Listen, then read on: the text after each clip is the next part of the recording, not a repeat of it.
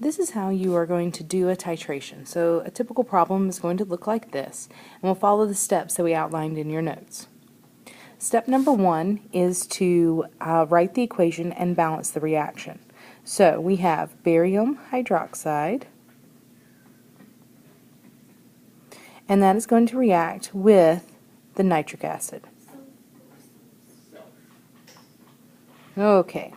When that reaction happens, we need to complete it. So use the strategies given in class. You're going to take those first ions and put them up with their charges. And then they're just going to switch partners. So barium will no longer be bonded to hydroxide. It's going to be bonded to nitrate. And hydrogen is going to be bonded to hydroxide. Now these are all acid-base reactions, so water, that HOH, is going to be a part of every one. So I have barium nitrate. I have to crisscross this. And HOH is H2O. So water is a part of it. Then, of course, you have to balance it. I have 2 nitrates on the product side, so I need 2 on the reactant side. That 2 kind of ran in with everything. There we go. And then I have 4 hydrogens on the reactant side, so I need to have 4 hydrogens on the product side as well. Now it's balanced.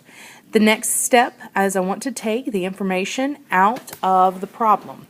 Now the 29.6 milliliters of barium hydroxide, so 29.96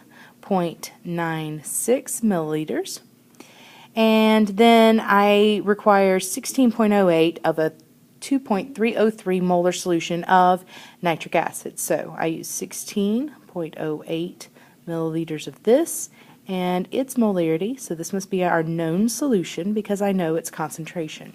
And I'm trying to figure out the molarity of this guy. Now, we have to remember that molarity is moles divided by liters.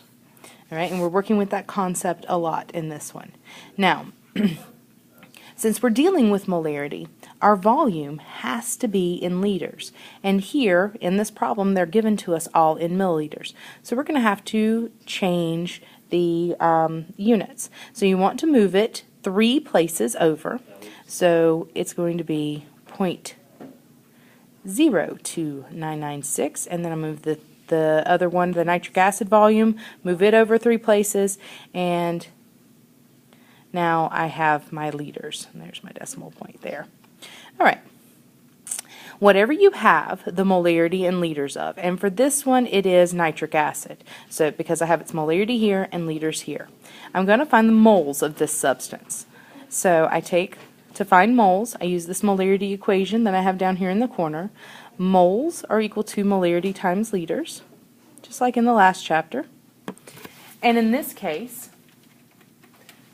when I multiply my molarity times my liters, I do the 0.01608 liters times 2.303 molar, and I end up with 0.03703 moles of that same substance, because I haven't changed that yet. So that's nitric acid. I took it out to 4 decimal places. Remember, leading zeros are not significant. So now I have my moles of nitric acid. Since I want the molarity of my barium hydroxide, molarity is just moles divided by liters. So I have the liters of the barium hydroxide here. All I need now are the moles.